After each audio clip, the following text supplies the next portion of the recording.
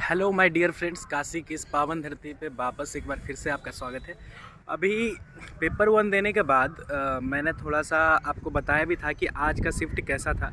और अभी मैं आपको बताऊंगा कि कट ऑफ क्या जा सकता है। ठीक है, अभी पेपर टू हमारा 2 बजे से है इंग्लिश का। और अभी मैं कैफ़े गया था, वहाँ पे बहुत सारे लड़के थे, चाय कॉफ़ी अपना जो पीना था, जिनको जो खाना था खा रहे थे। मैंने बहुत सारे लड़कों से बात किया, मैं अपने बैचमेट से भी बात किया जो पढ़ने में काफ़ी तेज़ है, मेधावी है, और मुझे उम्मीद थी कि वो बहुत अच्छा स्कोर करेंगे। लेकिन जो मोस्ट सरप्राइजिंग पार्ट है वो ये कि मैक्सिमम स्टूडेंट ने ये माना है कि कुछ क्वेश्चन तो इजी थे, बट पेपर को उन्होंने मॉडरेट से काफ़ी ऊपर दर्जा दिया है। ऐसा इसलिए क्योंकि मोस्ट ऑफ द क्वेश्चंस, मतलब कि अप्रॉक्सीमेटली 70% क्वेश्चन जो होते हैं, जिसके दम पे पूरा पेपर होता है, कुछ क्वेश्चन इजी थे, 5-10% बहुत इजी थे। मैंने आपको बताया भी था कि कुछ क्वेश्चन इतने इजी थे कि 4-5 क्लास का बच्चा भी सॉल्व कर दे। वैसे भी तो 4 क्वेश्चन थे। मगर मैंने बहुत लोगों से बात किया तो उनका जो नंबर ऑफ़ अटेम्प्ट है वो अप्रॉक्सीमेटली 40, 42, 45, 50 अप टू 55। बस एक बच्चा मुझे अभी तक मिला है जिसने कहा है कि मेरा अटेम्प्ट जो है वो 68 है और एक्यूरेसी भी 95% से ऊपर है। ठीक है, तो मुझे जैसा लग रहा है कि इस बार ऐसे भी आपका नॉर्मलाइजेशन तो होना नहीं है।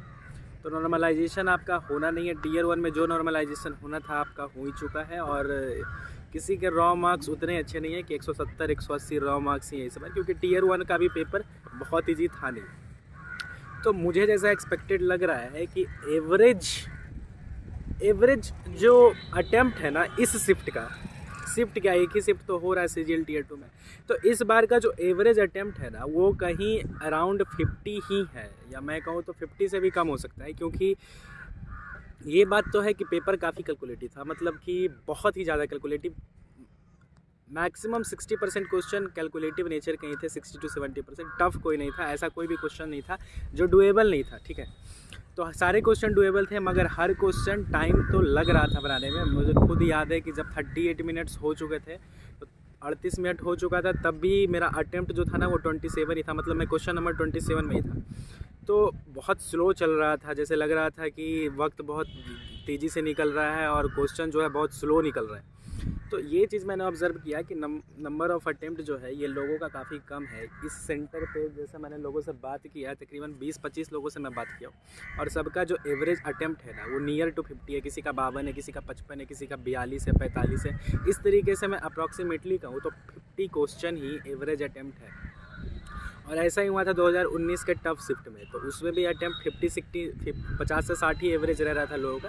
लेकिन नॉर्मलाइजेशन के बाद वो 120 नंबर सीधे 200 नंबर से ऊपर भाग गया नॉर्मलाइज होकर। तो इस बार तो आपका नॉर्मलाइजेशन है नहीं, तो ये बात तो तय है कि कट ऑफ गिरेगा। ठीक है, उसमें आपको टेंशन लेने की ज़रूरत नहीं है। और अगर किसी ने 70 क्वेश्चन बनाए हैं मैथ में और एक्यूरेसी पिन पॉइंट है, मतलब कि ऑलमोस्ट सारे क्वेश्चन सही हैं, तो मुझे फेयर चांसेस लगता है कि उनको उनका ड्रीम पोस्ट भी मिल जाएगा, अगर उनका इंग्लिश भी ठीक ठाक है तो। देखते हैं कि इंग्लिश का पेपर कैसा आता है। ये भी देखना सरप्राइजिंग ही होगा। आमतौर पे एसएससी जो है वो इंग्लिश के क्वेश्चंस काफ़ी इजी सेट करती है, लेकिन देखते हैं इस बार इंग्लिश का पेपर कैसे आता है। लेकिन ये बात है कि जो बच्चे सीबीएसई से होंगे, मैं अगले सीजीएल की बात कर रहा हूँ, इस सीजीएल की बात नहीं कर रहा। जो बच्चे सीबीएसई से होंगे और स्टार्टिंग से ही वैसे इन्वायरमेंट में रहे होंगे, पढ़ने वाले इन्वायरमेंट में, कंपटीशन वाले इन्वायरमेंट में, उनको बहुत फ़ायदा मिलने वाला है अपकमिंग सीजीएल के एग्जामिनेशन में। क्योंकि पैटर्न पूरी तरह से धीरे धीरे मैं महसूस कर रहा हूँ कि पूरी तरह से चेंज हो रहा है। पहले क्वेश्चन ईजियर आता था, तो मैक्सिमम जो बच्चे होते थे ना, मतलब कि गांव वाले भी जो बच्चे होते थे जो मैथ में तेज़ होते थे, मतलब एवरेज भी होते थे, वो भी मेहनत करके उस लेवल तक पहुंच जाते थे कि वो 200 नंबर के एग्ज़ाम में 180 190 नंबर आराम से टच कर देते थे। लेकिन अब ऐसा नहीं है, क्वेश्चन काफ़ी कैलकुलेटिव आ रहे हैं एकदम। ये पेपर जो था ना नियर टू जेईई एडवांस का जैसे एग्ज़ाम होता है ना आईआईटी में, आईआईटी मेंस, तो एक आईआईटी मेंस होता है, एक आईआईटी एडवांस होता है। तो एडवांस के जो क्वेश्चन होते हैं वो भी ऐसे ही होते हैं कि बहुत कैलकुलेटिव होते हैं, बनाने में उनको टाइम लगता है। और ये भी बिल्कुल वैसा ही मुझे महसूस हो रहा था। इसके मैथमेटिक्स उस लेवल के नहीं थे, लेकिन नॉर्मल लेवल में ही बनाने में बहुत टाइम लग रहा था। एक क्वेश्चन पे आपको 1 मिनट के आसपास दिया जाता है, ठीक है, या उससे भी कम ही होता है। लेकिन मैक्सिमम क्वेश्चन बनाने में कि कोई ऐसे भी क्वेश्चन थे जिसको बनाने में 2 से 3 मिनट का समय लग रहा हो, किसी में 1.5 मिनट का समय लग रहा हो। कुछ ऐसे भी क्वेश्चन थे जो 25-30 सेकंड में सॉल्व हो जाते थे। लेकिन मैक्सिमम क्वेश्चन बहुत कैलकुलेटिव थे, इसीलिए इसलिए मुझे उम्मीद है कि कट ऑफ इस बार थोड़ा नीचे जा सकता है, ठीक है। ये कोई सरप्राइजिंग फैक्टर नहीं होगा कि कट ऑफ नीचे चला जाए। तो अभी आप देख सकते हो मैं TCS ION के ही सामने बैठा हूँ और कुछ देर में इंग्लिश का एग्जामिनेशन भी शुरू होने वाला है, ठीक है।